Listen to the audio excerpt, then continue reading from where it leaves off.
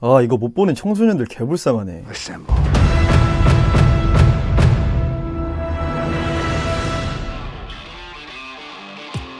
반갑습니다. 근양입니다. 일단 결론부터 말씀드리겠습니다. 올드 팬들이 기대하던 타임라인 정리 안 합니다. 페미히어로 죽이는 거 기대하지 마세요. 근데 그거와는 별개로 재밌습니다. 액션 존나 재밌습니다. 여러분 요즘 영화관에서 볼 거 없었죠? 이거 보세요. 올해 2024년 안에는 영화관에서 이만큼 재밌는 액션 영화 나오기 어려울 겁니다. 아직 안 보신 분들을 위해 스포일러는 하지 않겠습니다. 리뷰 보러 가시죠. 하이.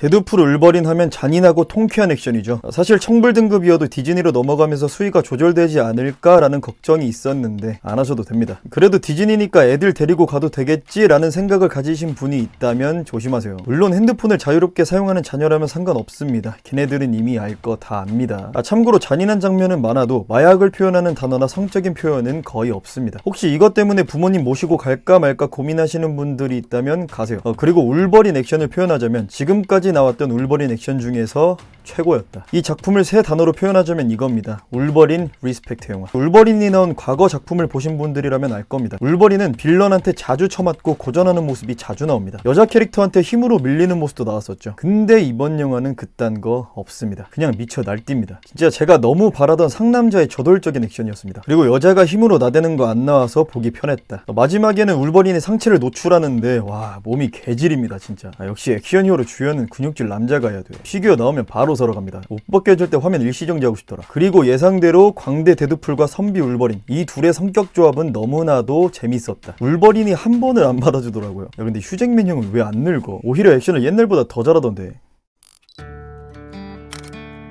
인물의 감정 변화에 대한 이해를 돕기 위해 사건의 발단 부분만 말씀드리겠습니다. TVA 소속의 인물 패러독스의 말에 의하면 각 우주마다 주요 인물이 존재하고 그 인물이 죽으면 그 우주는 서서히 사라진다고 합니다. 그리고 데드풀은 자기 자신을 특별한 존재, 주요 인물이라고 생각하고 있었죠. 주인공이니까. 하지만 알고 보니 데드풀이 사는 세계관의 주요 인물은 울버린이었습니다. 그리고 데드풀은 자신을 이렇게 표현하죠. 나는 타인을 구원하는 타입은 아니다. 히어로같이 이타적인 행동을 일삼는 사람은 아니라는 거죠. 반면 울버린은 전혀 모르는 사람들을 위해 자신을 희생해 가며 사람들을 구하는 엑스맨, 영웅이죠. 데드풀은 시간선에 관련된 문제를 해결하기 위해 울버린을 찾아갑니다. 누군가를 구하는 건 자기보다 울버린이 더 잘할 거라는 생각이 말이죠. 하지만 데드풀이 찾아간 울버린은 달랐습니다. 울버린이 아끼던 돌연변이 식구들은 전부 인간들의 손에 죽었고 울버린은 분노에 사로잡혀 빌런은 물론이고 악인이 아닌 사람들까지 죽였습니다. 때문에 데드풀이 만난 그 울버린은 그 세계관에서 사람들에게 박대당하고 있었습니다. 더 이상 소중한 사람들은 존재하지 않고 누군가를 위해 몸을 던질 정신 상태가 아니었습니다. 그 소중한 사람들 중에 울버린이 가장 믿고 따르던 사람이 있었으니 찰스 자비에 사람들의 정신을 조종할 수 있고 다른 사람의 생각도 들여다볼 수 있는 정신계 능력자 중 왔다라고 말할 수 있는 뮤턴트입니다. 찰스는 로건에게 아주 중요한 존재입니다. 기억을 잃은 채로 20년 넘게 방황하던 울버린이 마음 둘 곳을 제공해준 안식처 같은 존재, 그리고 힘을 가진 자가 그 힘을 어떻게 사용해야 하는지 알려준 존재입니다. 울버린 입장에서는 이만한 은인이 없겠죠. 찰스의 가르침은 찰스가 죽은 뒤에도 울버린 마음 한켠에 자리 잡습니다. 영화에서 아주 중요한 순간에 울버린의 행동에 아주 큰 영향을 끼치죠. 그리고 데드풀은 울버린을 리스펙트하고 있습니다. 울버린이 무언가를 한다면 그럴 만한 이유가 있을 거라고 생각하고 자신의 의견과 달라도 들어는 본다는 겁니다. 이건 여기까지 말하고, 아무튼 정리하자면 인물 감정선 관전 포인트는 좌절하고 있는 울버린, 찰스의 가르침을 마음에 새기고 있던 울버린, 울버린에게 영향을 받은 데드풀, 그리고 끝에 가서는 데드풀에게도 영향을 받는 울버린, 이겁니다. 생각보다 디테일해서 놀랐다. 그리고 팬들을 위한 빅 이벤트가 있습니다.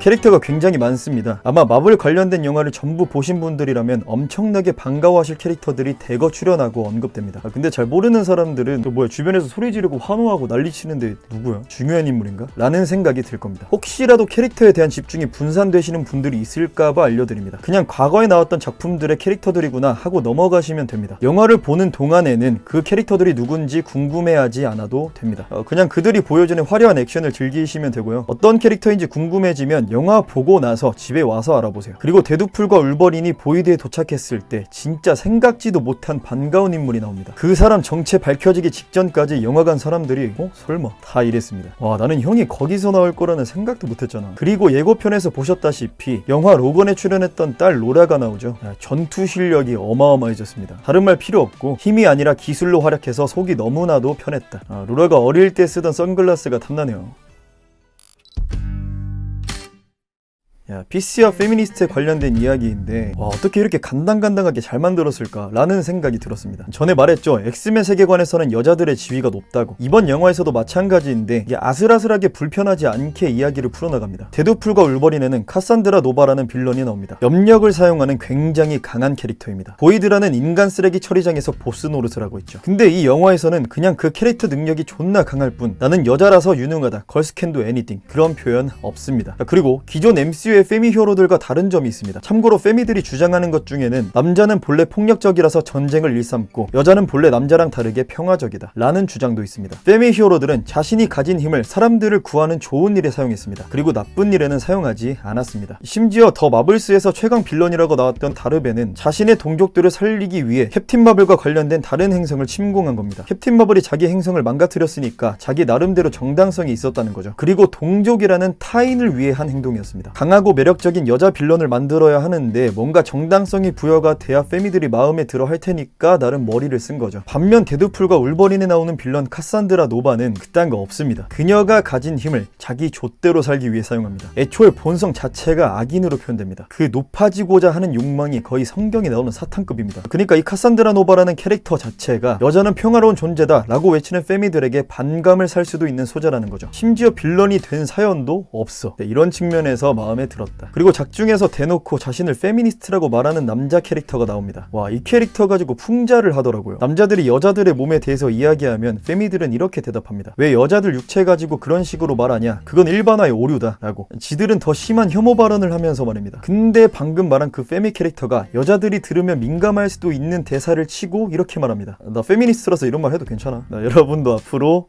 페미들이 지랄하면 이렇게 말하세요. 야, 나 페미니까 기분 풀어. 그리고 이 캐릭터 취급이 개만도 못하다. 이거는 본 사람들만 알 수 있는 웃음 포인트입니다. 이 페미 캐릭터의 최후가 아주 예술입니다. 재밌었다. 너무 강력한 캐릭터에게는 공략법이나 약점이 있어야 한다. 뭐야?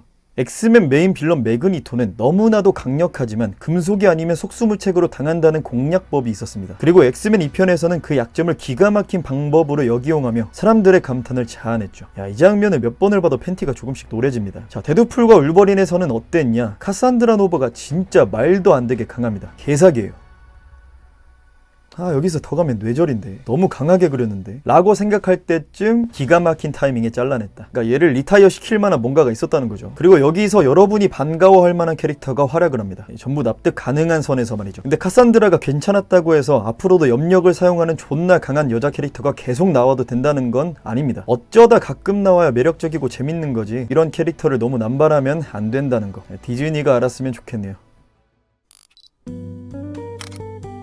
자, 이렇게 데드풀에 나왔던 액션, 피지컬, 코미디, 풍자, 캐릭터 특성, 감정선과 서사 같은 관전 포인트 등 여러 가지를 다뤘습니다. 저는 이렇게 생각합니다. 할리우드의 피스와 페미가 만연하는 지금 현 시점에서 찾을 수 있는 최선의 타협점, 데드풀과 울버린이다. 근육질 남자 배우가 주역이죠. 여자가 힘 캐릭터가 아니라 기술 캐릭터로만 묘사됐죠. 사상을 주입하지 않고 오히려 풍자했죠. 과거 활약했던 영웅을 리스펙트했죠. 피스 캐릭터는 작품 감상에 방해 안 될 시점에 아주 잠깐 나오고 말았죠. 또 물론 저랑 다르게 불편한 분들도 있을 것이고 유머 코드가 안 맞아서 재미없는 분들도 있을 겁니다. 뭐 그럴 수 있습니다. 그중 가장 아쉬운 건 이거죠. 올드 팬들이 바라던 타임라인 정리가 없었다. 데드풀이 죽여줬으면 하는 캐릭터가 여럿 있었는데 말이죠. 그래서 좀 씁쓸하긴 했는데 영화 자체는 재밌으니까 보러 가세요. 근데 이게 앞으로 디즈니 작품 전체에 영향을 끼칠지는 모르겠습니다. 만약 대박을 쳐서 흥행을 한다면 앞에서 말했던 것들을 디즈니가 적용시킬 가능성이 조금이라도 높아질까요? 진짜 모르겠습니다. 어쨌든 아직 안 보신 분들은 영화 재밌게 보시고 보고 오신 분들은 어떤 게 마음에 들었는지 그리고 뭐가 아쉬웠는지 댓글에서 자유롭게 공유하시면 좋겠습니다. 자, 어쨌든 근육질 남자 히어로 데드풀과 울버린 최고, 육박전 액션 최고, 본질을 잃은 장르는 대중이 외면합니다. 구독과